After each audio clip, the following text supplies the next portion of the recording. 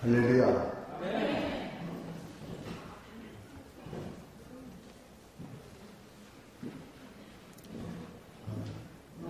이 시간에는 예배한 자를 찾으시니라 하는 이런 제목으로 말씀을 드리려고 합니다.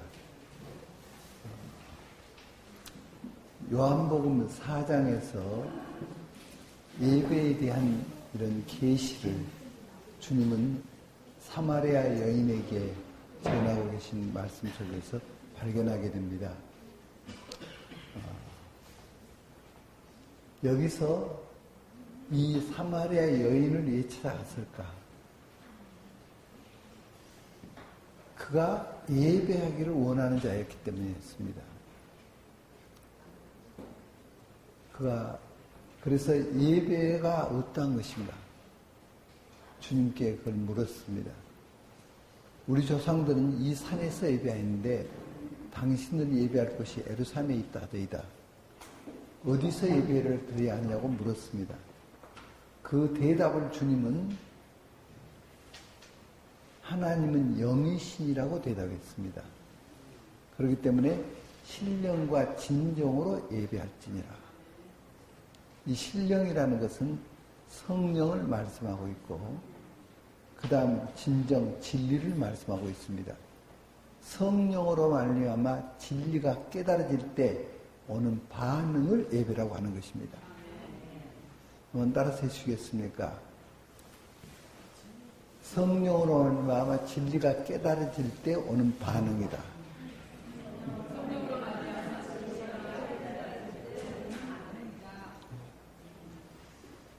그래서 예배라는 것은 방금과 말씀드린 대로 계시에 대한 반응을 예배라고 합니다. 계시가 임할 때 반응이 일어납니다. 반응이 올라가죠. 이 올라가는 반응, 이것을 예배라고 합니다. 이 시간에 예배 시간에 기도가 있었느냐, 찬송이 있었느냐, 설교가 있었느냐, 물론 이것도 중요하죠. 그러나 그런 어떤 형태가 아니라 그 감동의 반응, 이것을 예배라고 합니다. 저는 저희 집이 바닷가입니다. 그래서 겨울이면은 김을 많이 합니다. 김을 말리는 건장을 쳐놓습니다. 그리고 거기다 김을 말리게 됩니다. 건장 앞에 쭈그리고 앉으면은 뜨뜻함이 옵니다. 그 햇빛이 주로 겨울에는 검정 옷을 입으니까 옷을 투과해서 뜨뜻함이 옵니다. 그러면 뜨뜻함이 올라오니까 쭈그리고 앉아서 꾸벅꾸벅 좋습니다. 그 뜨뜻함이 임하는 것. 그리스도 안에서 나를 하나님께서 받으셨다 하는 그 안정감. 나는 하나님의 자녀다. 이 안정감. 여기서 오는 반응. 하나님 감사합니다. 하나님은 자비롭습니다. 하나님은 위대하십니다. 하는 반응이 올라가는 것입니다. 이 올라가는 것을 예배라고 하는 것입니다. 기도는 어떤 요구로 채워진 것이라면, 축복은 어떤 감사로 채워진 것이라면, 예배는 하나님으로 채워진 것입니다. 그래서 다윗이 이 예배 가운데 들어간 장면을 우리는 시편에서 많이 봅니다. 다윗이 여호와는 나의 목자신이라는 진리를 깨달았습니다. 이런 계시가 온 거예요. 자기가 만든 말이 아니에요. 여호와가 나의 목자다. 그러니까 어떤 반응이 일어납니까? 내게 부족함이 없으리라. 하나님으로 꽉 채워진 이 부족함이 없는.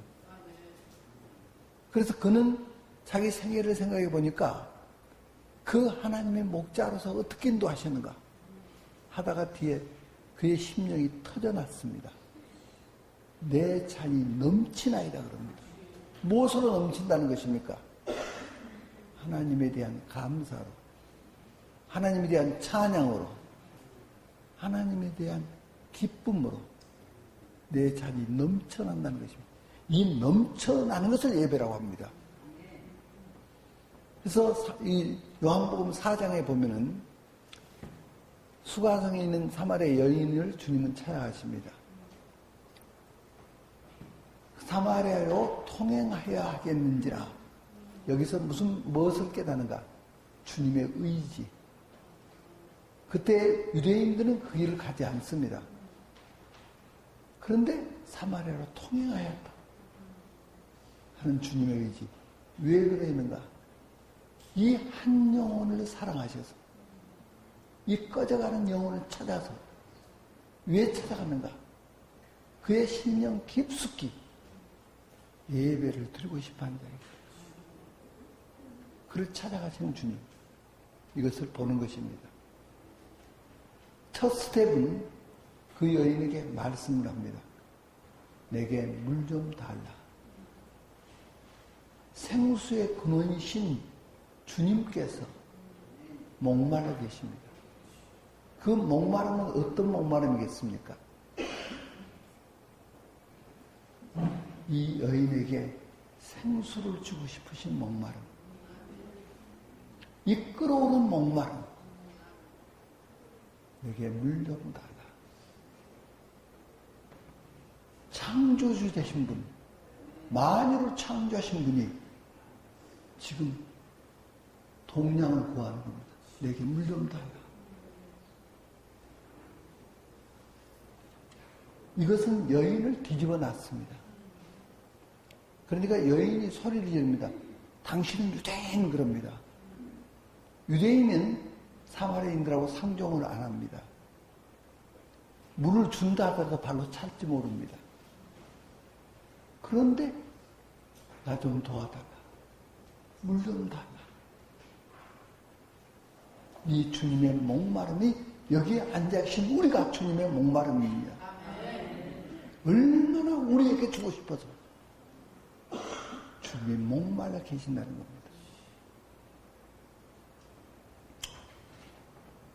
여기서 내게 물 좀 달라 하는 이 원스텝, 이것은 무슨 말입니까? 내가 너를 사랑한다는 말씀입니다. 이 여인에게 만약 주님께서 내가 너를 사랑한다, 그럼 어떻겠습니까? 남편이 지금 5이나 있었습니다. 지금 있는 남편도 자기 남편이 아닙니다. 그런데 또 한 사람이 와서 내가 너를 사랑한다. 기겁할 겁니다. 그런데 여기서 주님은 내가 너를 사랑한다는 말을 내게 물 좀 달라고 표현하고 있습니다. 얼마나 살이 깊습니까? 여인이 충격받은 것은 무엇인가? 그를 인간 대접해 줬다는 겁니다. 창조주신 이분이 찾아오셔서 내게 물 좀 달라고 하겠습니다. 주님은 우리를 통해서 주님은 만족을 느낍니다. 주님의 목에 이 생수를 드릴 수 있는 분, 이런 사람을 찾고 있습니다. 그것이 무엇인가? 예배입니다. 예배하는 자. 이 말씀은 이 여인을 뭘로 끌고 가느냐? 예배 드리는 자로 끌고 가고 있습니다. 우리를 예배 드리는 자로 우리를 부르신 것입니다. 하나님은 예배하는 자를 찾으십니다. 마치 자녀가 부모에게 공경하는 것. 그래서 절하지 않습니까? 공경하듯이 주님에게 우리가 공경하는 자, 절하는 자, 이런 자가 되어달라는 겁니다. 이것이 주님의 기쁨이고 주님의 만족입니다. 그래서 내게 물 좀 달라. 저는 이 성경을 읽다가 이 대목에서 너무 울었습니다. 이 존귀하신 분이 거지로 찾아오시다니. 그리고 이 여인에게 손을 밀다니. 주님의 그 사랑의 깊이, 그 사랑의 넓이, 그 높이, 그 길이가 어떠함을 알아 그랬습니다. 주님이 어떤 분인가? 과연 예배를 받으실 분입니다. 그러니까 여인이 소리를 질렀습니다. 당신은 유대인이 나고 소리 지릅니다. 그때 주님께서 투 스텝을 밟습니다. 두 번째 뭐라고 말씀하시는가?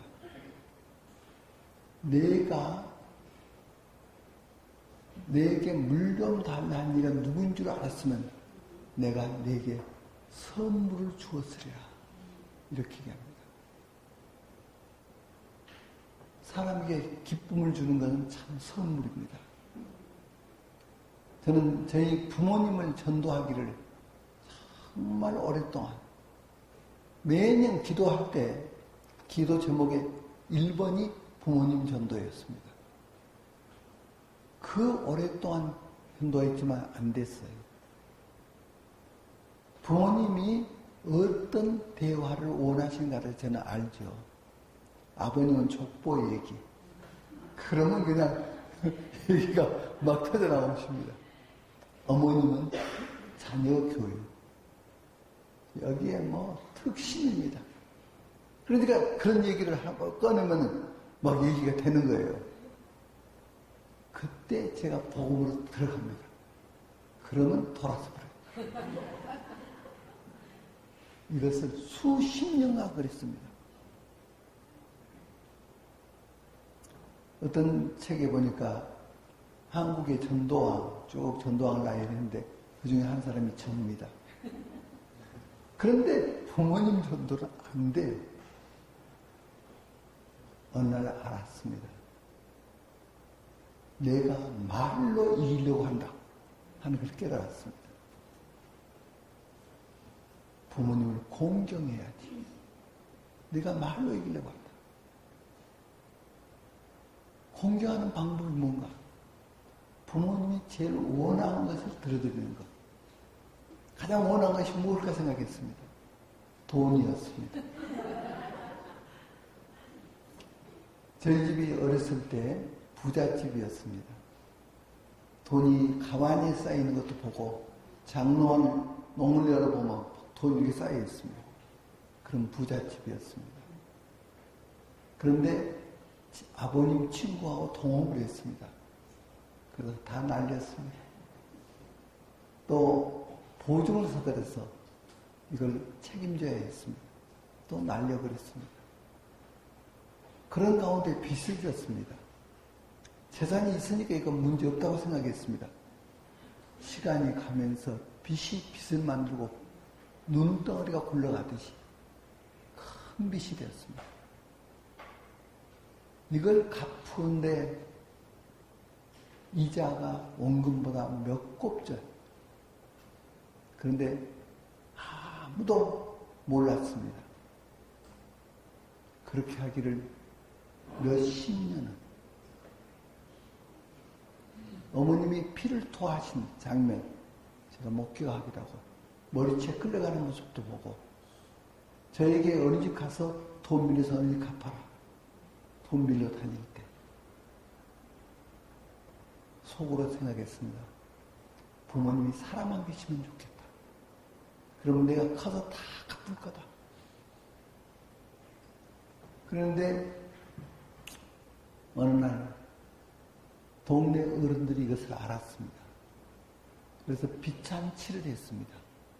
재산 다 내놓고 다 들여버리고 이제 빚잔치를 한 거죠.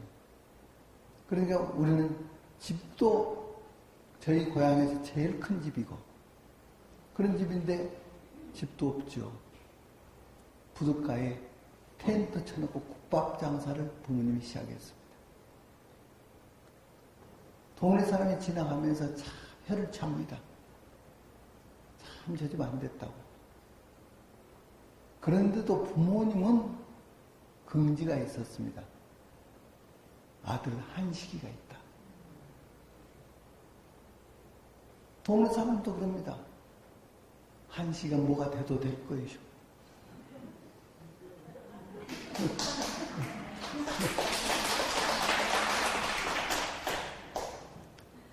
그러니까 부모님께 지금 제일 필요한 건 돈이었습니다.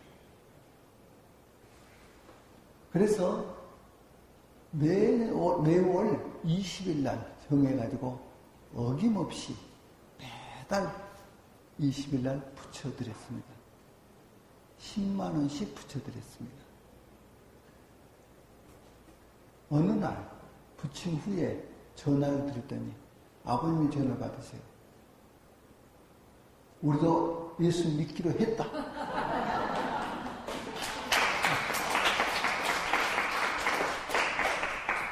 이 선물이 부모님 마음을 움직였습니다. 저희들도 어려울 텐데 이렇게 매월 보내구나. 선물이 부모님 마음을 변화시켰습니다. 그 후로 교회 나오시게 되고 주님 믿게 되시고 저를 위해서 기도하시고 물론 지금은 두 분 다 소천하셨습니다. 주님은 그 여인에게 말합니다. 내가 선물이다. 아버지가 보낸 너의 선물이다. 내가 너에게 주려고 내가 왔다. 너를 살려고 왔다. 너를 살린다. 이 선물인 것과 그렇게 말하고 있습니다. 전도 안 될 수가 없습니다. 선물 주면 됩니다. 네. 그래서 주님은 선물을 말합니다.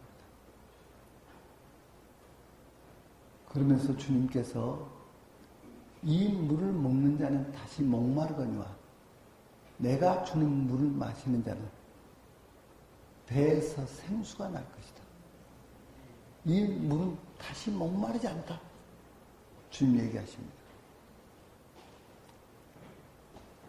이 배에서 나는 생수, 이것이 예배입니다. 성령의 강력한 인도를 맛본 분들이 많을 것입니다. 인도가 어디서 오는가? 배에서 옵니다. 배에서 생수가 터져납니다. 배가 굉장히 중요합니다.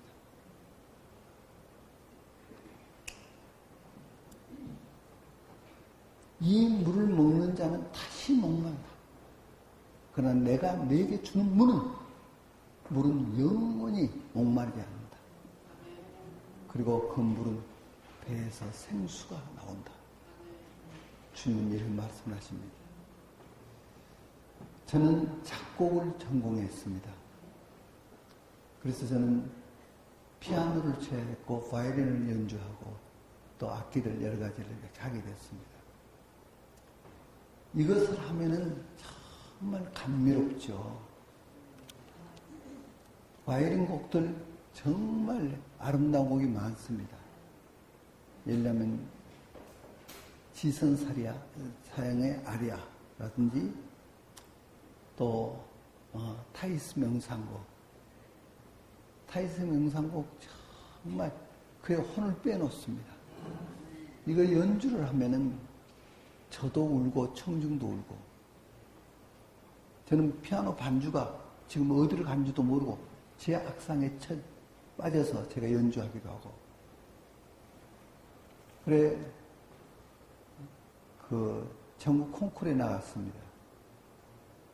그날 정말 이건 정직한 얘기입니다. 잘하는 사람들이 안 나왔어요.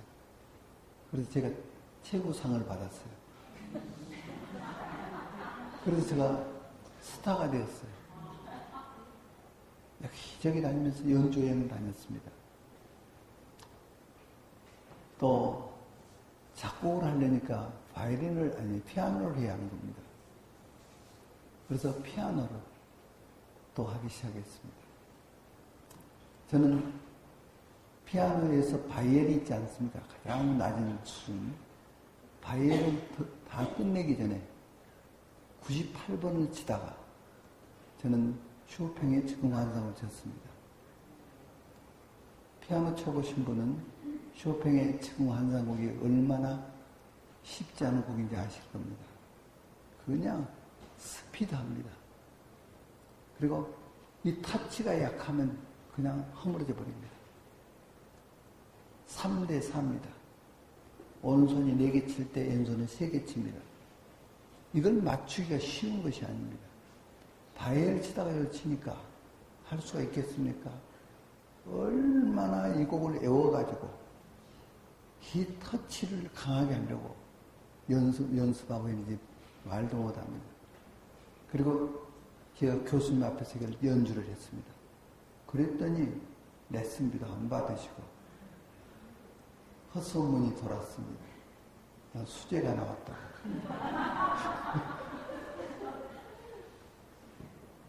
그래서 저는 틈틈이 연주했습니다. 저는 서울대 합창주의자였습니다. 어떤 곡든지 내놓으면 작품을 만듭니다. 콘서트홀에서 연주회를 자주 합니다. 그러면 청중도 울고 저도 울고 우리 단원들은 말할 수 없이 울고 교수가 담당으로 뛰어와서 저를 끌어안고 울고 그런 속에서는 잠겼습니다.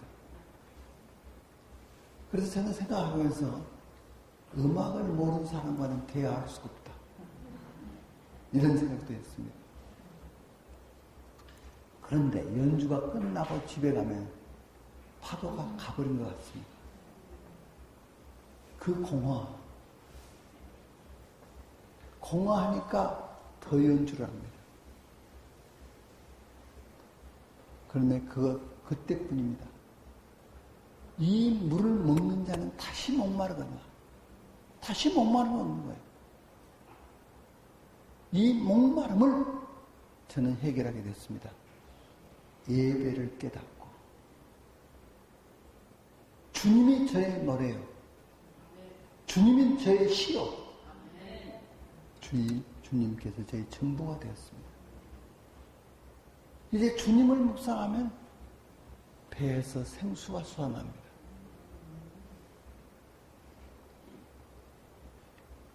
이런 임재 가운데 들어가고 기도하면 응답이 오는 것이었습니다. 제가 이번에 10월 9일날 한글날 저기 종합면세점 앞에서 이제 거기서 시작을 해서 광화문 일대 우리 그리스도인들이 모여서 그날 구국 기도회를 갖게 됐는데 이것을 놓고 제가 기도하기 위해서 이것이 내가 원하는 것이냐 하나님께서 원하시는 것이냐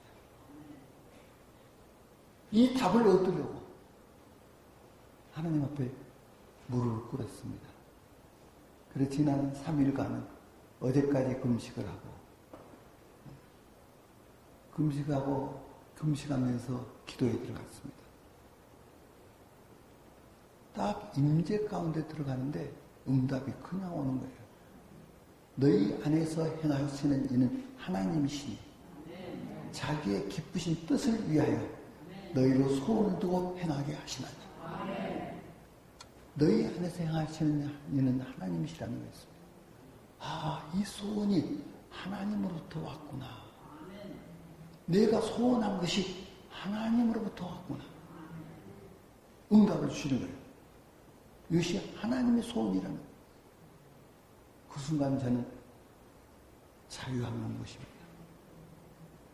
그 상태를 말하자면은 자녀는 부모의 재산을 상속받지 않습니까?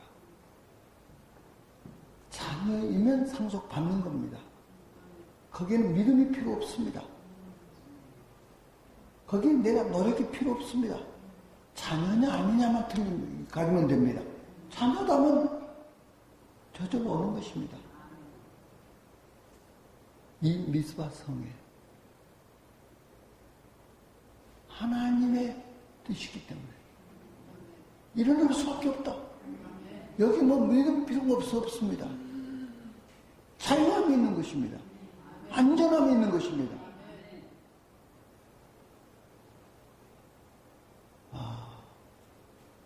주님이 기뻐하시는 일, 이것을 행한다는 것이 저의 기쁨이요.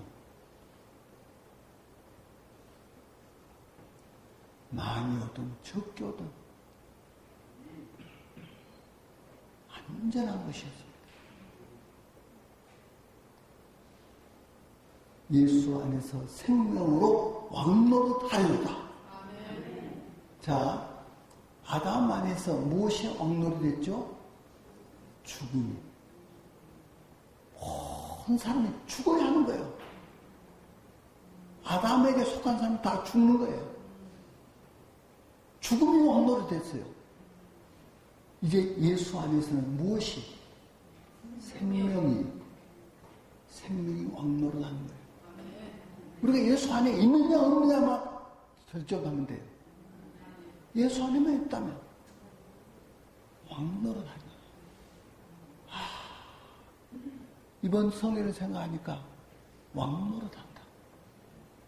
내가 그리스도 안에서 우리 주님이 왕이시니까, 주님의 것이 내 것이니까 왕노릇한다.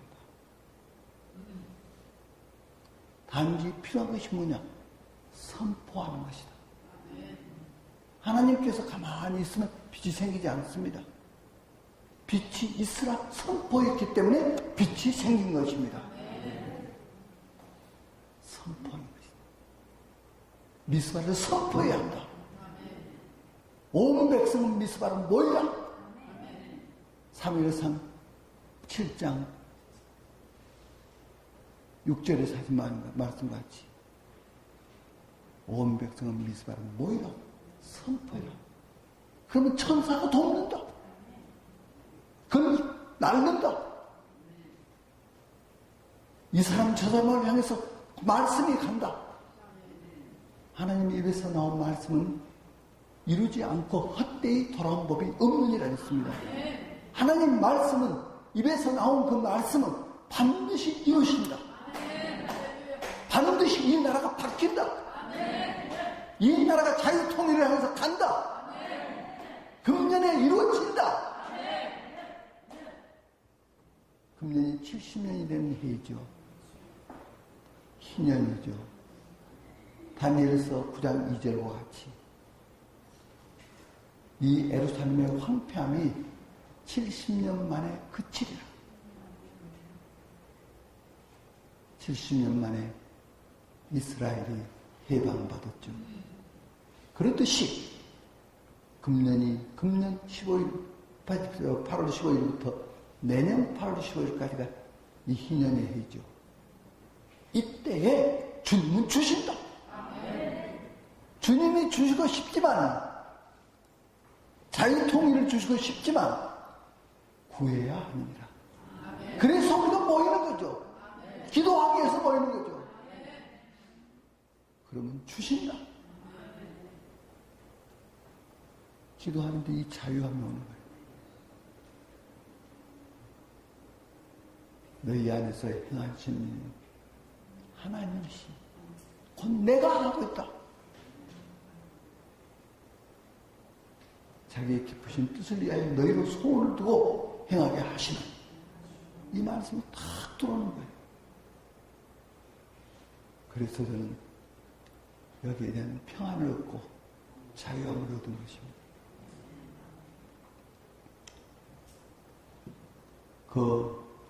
여기에 필요한 모든 것이 있죠.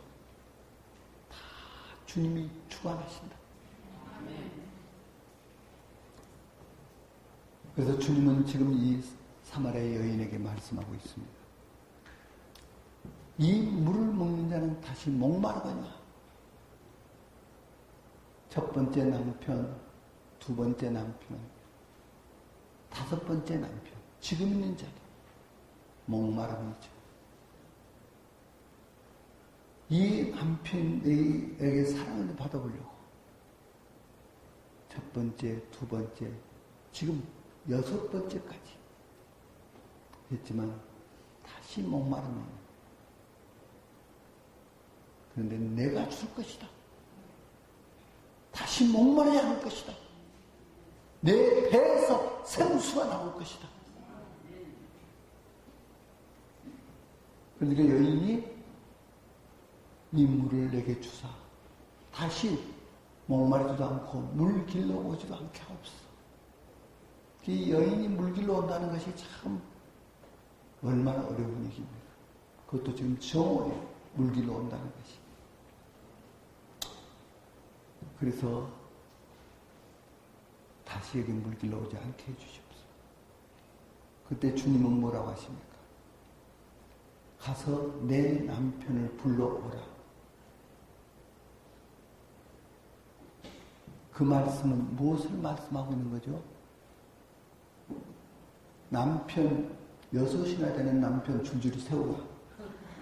그 말씀이 아니죠. 내 남편을 불러오라. 뭔가 정말 내 남편이 있었느냐?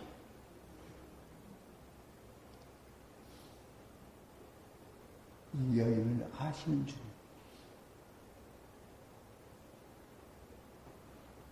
그런데 거기에 어떤 소망을 얻을까 하고 지금까지 이렇게 살았지만 없었죠. 여인이 말하기를 나는 남편이 없나이다. 그때 주님께서 뭐라 하십니까? 내가 남편이 없단 말이 옳도다. 이것은 그 여인을 책망하는 말씀이 아니죠. 그를 부끄럽게 시키고자 하는 말씀이 아니죠. 너는 이런 자디 이 말씀이 아니죠. 내 남편이 없도다. 그 말이 옳도다. 누구도 내 진정한 남편이 못 되었지. 얼마나 슬펐느냐. 얼마나 아팠느냐.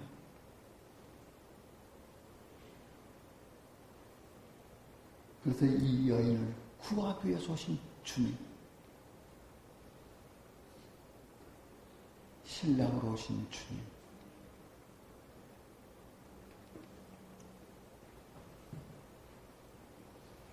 여기서 내가 남편이 없다는 말이 옳더라. 이 말씀 속에서 이 여인은 충격을 받은 거죠. 그러면 내가 그렇게 살았다는 것을 다 알고 나한테 오셔서 물 좀 달라고 했단 말인가? 이런 나에게 이분 누구신가? 나를 다 알고 계시지 않는가? 그런데도 이렇게 하셨단 말이에요. 우리 주님은 누구십니까? 우리를 사랑하시되 죽기까지 사랑하시고 의인을 위하여 죽는 자가 쉽지 않고 선을 위하여 죽는 자가 혹기꺼뇨. 우리가 아직 못 되었을 때, 죄인 되었을 때 그리스도께서 우리를 위하여 죽으심으로 우리에 대한 사랑을 확증하셨느니라. 죄인을 위해서 그 거룩하신 분이, 그 하나님이신 분이 죽어주시다. 여기서 정체성을 발견한 겁니다. 나는 누군가? 저분에게 나는 중요한 분이구나. 생명도 아끼지 않고 주신 그분을 사랑하지 않고 그렇게 하겠습니까? 그렇다면 나는 가치가 있다. 저분에게 나는 가치가 있다. 주님께 나는 가치가 있다. 주님을 죽어도 아깝지 않는 주님의 생명의 가치를 주는 그런 가치가 있다. 내가 이 여인은 이걸 발견한 거죠.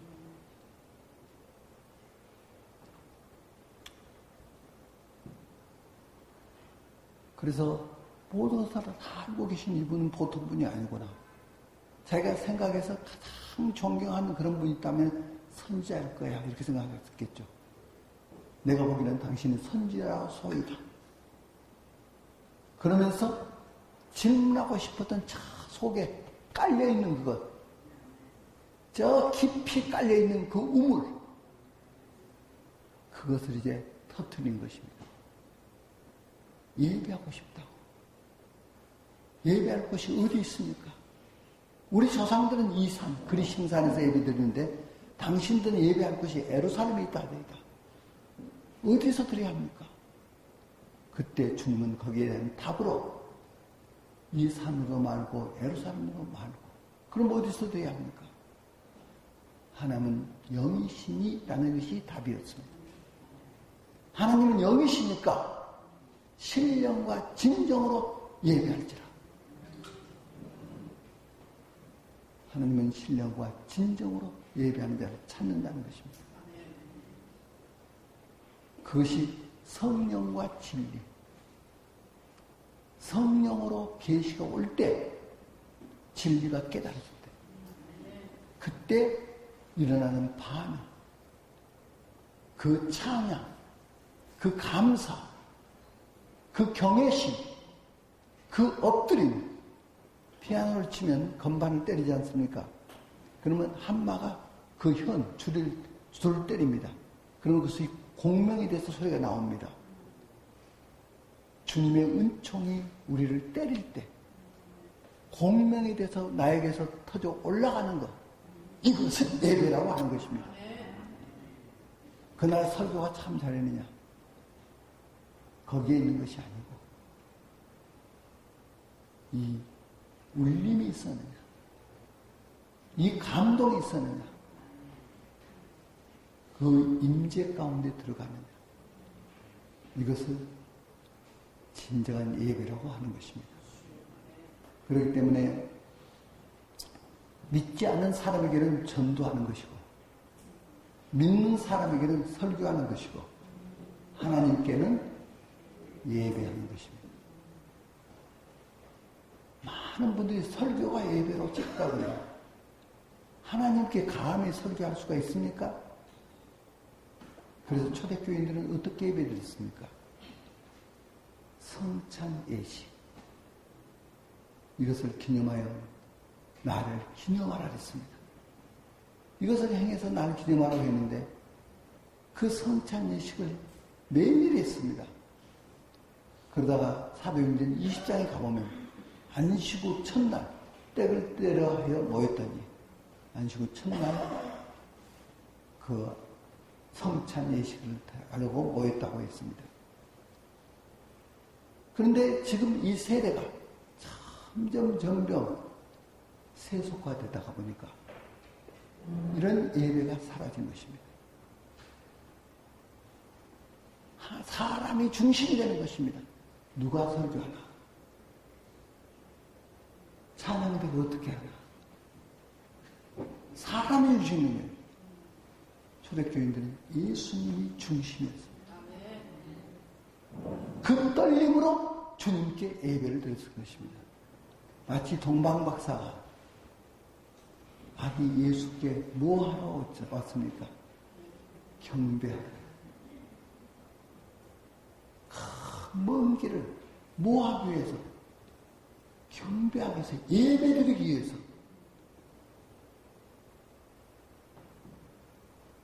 어른에게 우리가 절을 합니다.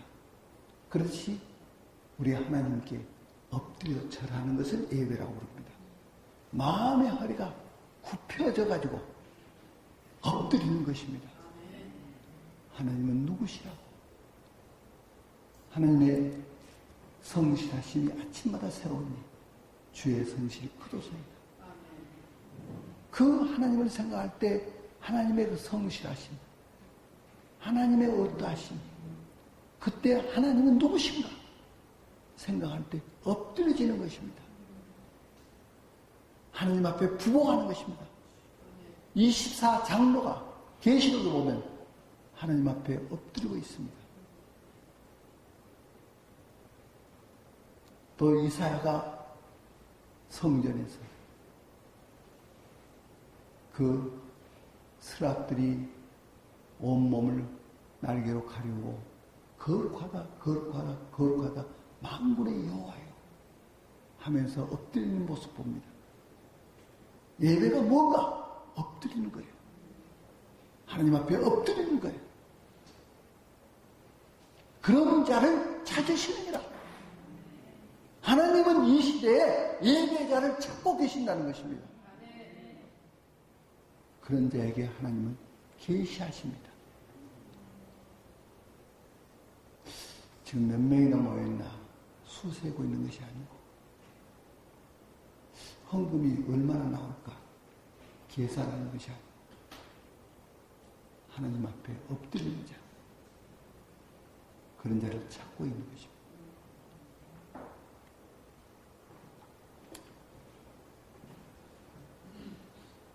그래서 그 여인이 그리스도가 오실 줄 내가 아노니 그가 오시면 나에게 알리시리라.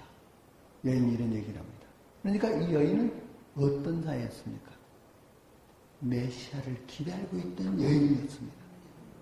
그의 삶은 정반대같이 보입니다.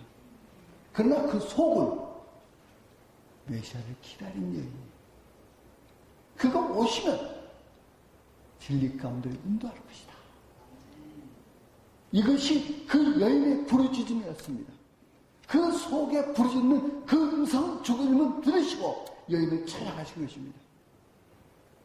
그때 주님 말씀하신 내가 그러라. 내가 메시아다. 내가 왔다. 이 여인은 그때 그 장면은 여기 성경에 기록을 안 해놨습니다.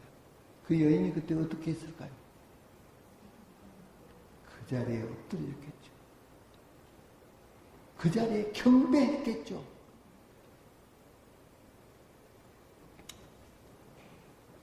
저희들이 하고 있는 어떤 프로그램이 있었습니다. 사랑의 불꽃이라는 그런 프로그램이었는데 그것을 저희들이 이제 지금 모두 한 200회 정도를 했습니다. 한 번은 그 김영자 권사님이라고 저기 남대문 시장의 이제 시장의 협회의 회장입니다.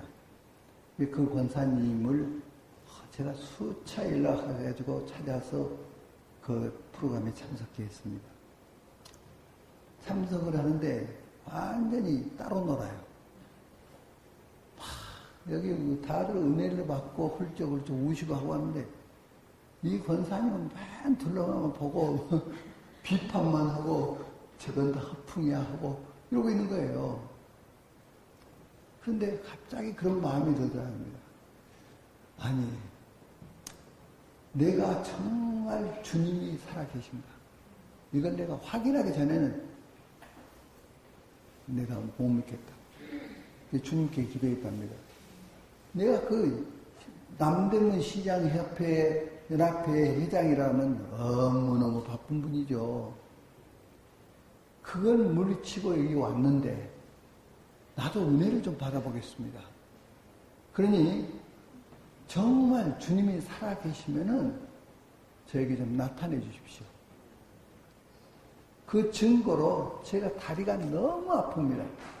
관절염이 있어가지고 그 계단이 많은데 곤지암에 있는 여의도 침례교회 수양관에서 했습니다. 그 수양관에 계단이 많아요. 그러니까 오르락내리락 할 때마다 다리가 너무 아픈 거예요. 그래서 이 다리를 낫게 해주시면 살아계신 줄 알겠다고. 그런데 나아버린 거예요. 계단 오르락내리락 안 아파요. 그리고 그때 당시에 저희들이 전기가 꺼졌어요. 한전에서 무슨 일로 전기가 꺼졌어요. 동네가 다 전기가 나갔는데 우리는 촛불 켜려고 막 초 찾아다니고 막 뛰어다니고 있었어요. 권사님은 대낮같이 밝아요. 근데 왜 저렇게 난리나? 그리고 여기 뒤를 돌아보니까 주님이 서 계신 거예요. 그 빛 가운데서 주님이 서 계신 모습을 본 거예요. 이 권사님이 그 자리에 엎드려서 주님의 다리를 이렇게 붙들었어요. 거기서 울기 시작한 거예요. 주님, 이 죄인을 용서해 주십시오.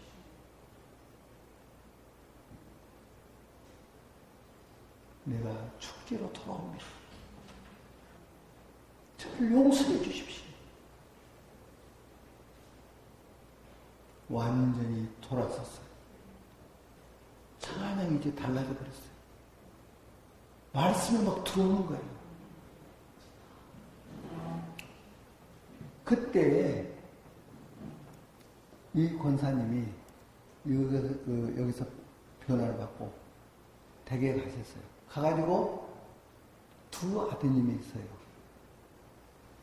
둘이 다 미국에서 유학을 하고 있어요.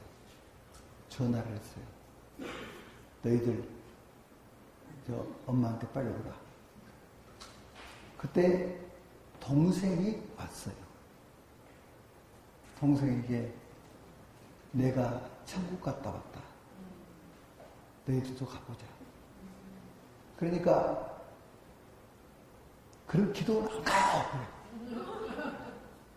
그래 엄마가 양복 선물을 하고 가방도 선물을 하고 선물 공세를 했어요. 그러니까 던져버리고 완전히 거부하는 거예요. 이 권사님이 단호한 데가 있어요. 정색을 하시고 그를 똑바로 보고 너 오늘부터 엄마라고 부르지 마. 너 나가. 너 지금 나가. 단호하게 나가겠어. 엄마가 이렇게까지 애원을 하는데 엄마 말을 안 들어? 이것이 어머니와 아들 사이냐? 너는 내 아들 아니야. 너 지금 나는 너를 아들로 안 불러. 너 가! 그래서 그 아들이 할 수 없이 온 거예요, 여기를. 그 다음 기회에 이제 들어온 거예요. 완전히 따라오는 거예요. 테이블에다 신발 딱 발로 이렇게 걸치고 완전히 미꾸라지 한 마리 다 그 주먹이 어느 순간 그에게 은혜가 임했어. 그가 깨졌어요. 울고 나와서 간증을 하는데 이런 간증을 해요. 사실은 내가 어떻게 살아나가 어머니는 내가 대학교 다닌 줄 알 거라. 내가 권총을 차고 한림가에서 권총 총을 쏘면서 흑인들하고 이 싸움도 하고 담배를 하루에 3갑을 피우고 나 학교 안 다니고 있다고 고백하는 거예요. 어머니가 아니었다면 나는 지금 죽었을지도 모른다고 회개를 하는데요. 어머니가 나를 살렸다고. 그런데 형이 문제라고. 형은 얌전한 것 같지만은 호박씨 깐다고. 그러면서 형이 문제라고. 내 집에를 갔어요. 어머니 앞에 엎드려가지고 울면서 나를 살렸습니다. 어머님, 나는 이제 바뀌었습니다. 열심히 공부하겠습니다. 가서 학교를 다시 다니고. 저에게 어머니가 성적표를 갖다가 보여주는 거예요. 모두 올 A. 이렇게 열심히. 어머니가 무슨 집안 어려움이 있으면 전화를 한대요. 그 둘째 아들에게. 그러면 스피커폰 누르래요. 다 들리죠. 그래서 막 기도해 준대요.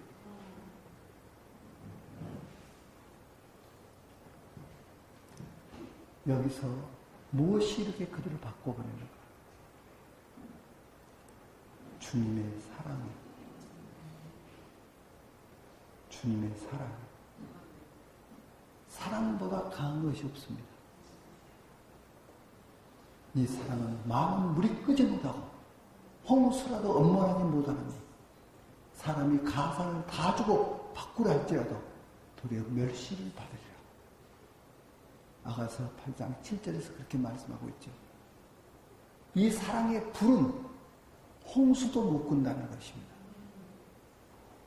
왜? 사랑은 욕심이 아니니까. 희생이니까. 가산을 다 주고 바꾸라 할지라고 그랬습니다. 재산을 다 주고 사랑을 살려고 해도 안 된다고 말해요. 욕심이 아닙니다. 사랑은 허비입니다. 사랑은 주는 것입니다. 우리 킹덤의 식구들이 이 진리 가운데 기를 원합니다. 무엇이 나는 잘됐고 재산이 이만큼 늘었고 이랬다. 그것도 축복이죠. 그러나 무엇 때문에 주님은 그렇게 해주셨는가? 이것으로 사랑하라. 주님의 손길을 이어달라고. 얼마나 어려운 소리가 나는지 그들 도와달라고.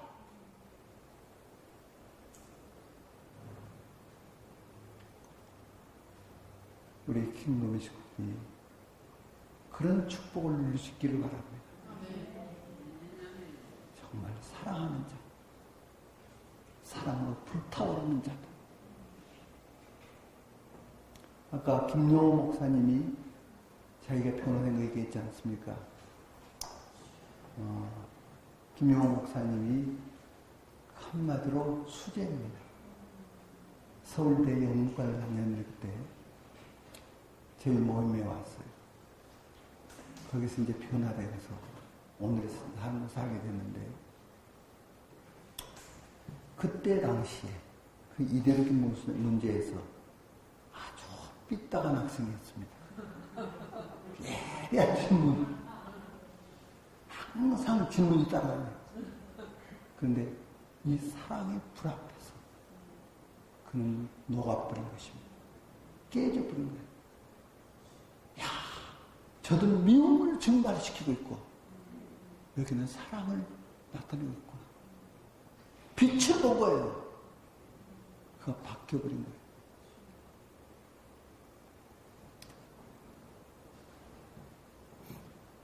이 사랑이 사람을 변화시키는 것입니다.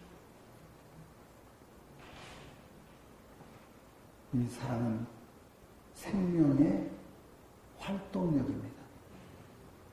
진리가 뭐냐? 생명을 진리라고 하는 것입니다.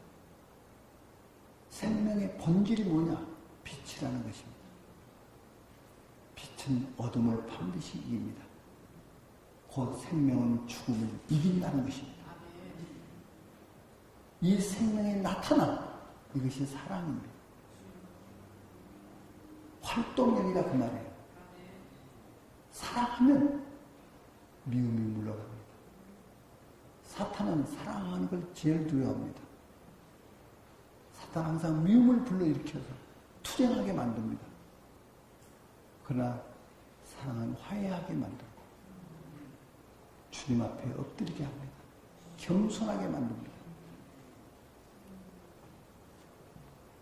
그리고 이 생명의 그 빛은 어둠을 반드시 이기는 것입니다.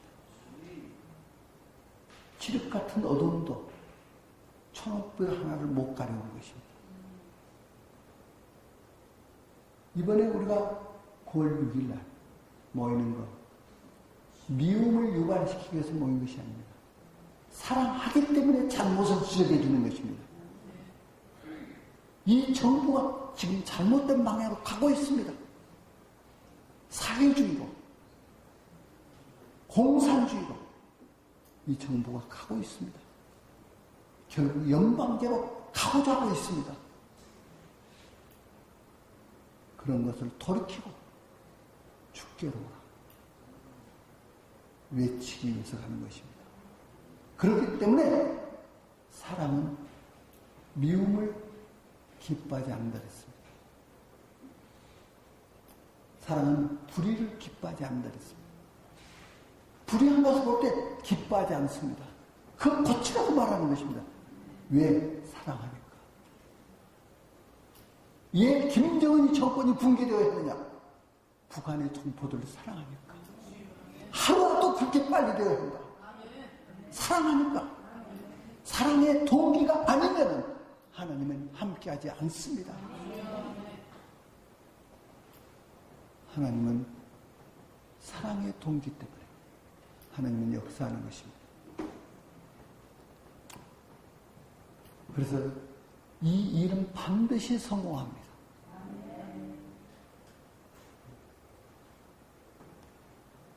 사랑은 절대 패망하지 않습니다. 그러므로 킹덤의 이 역사의 뿌리가 사랑입니다. 사랑의 나라, 주님의 나라, 킹덤의 나라, 그 나라를 이루자고 우리가 하고 있는 것입니다. 우리가 전도해서 한 사람 전도해가 교인 수 하나라도 만든다. 그 이상의 것입니다. 주님과 같은 사람으로 만든다.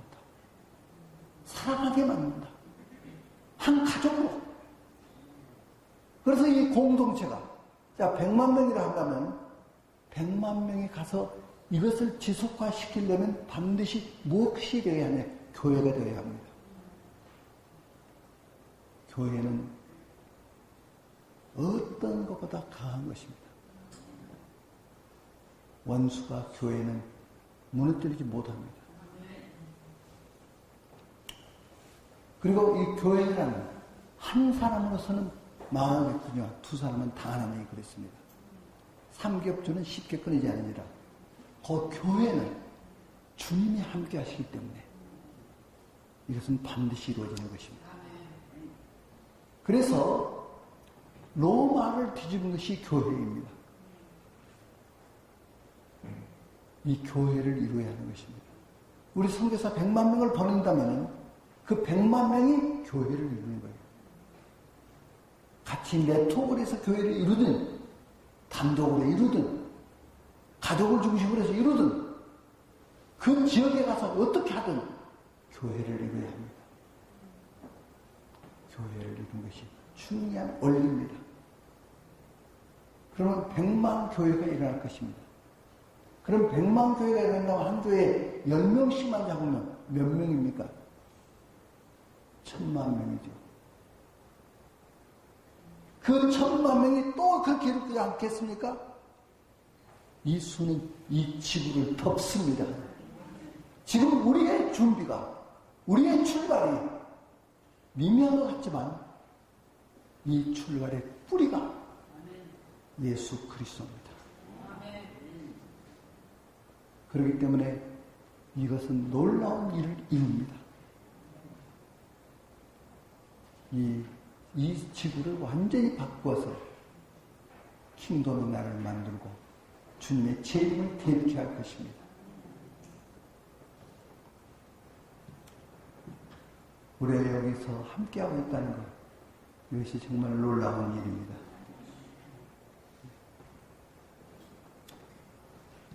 그렇게 하려면 하나님이 예배하는 자를 찾기 때문에 예배자가 되어야 합니다.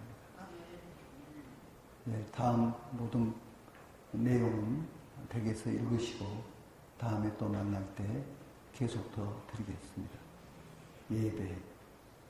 예배자가 되기를 바랍니다. 기도드리겠습니다.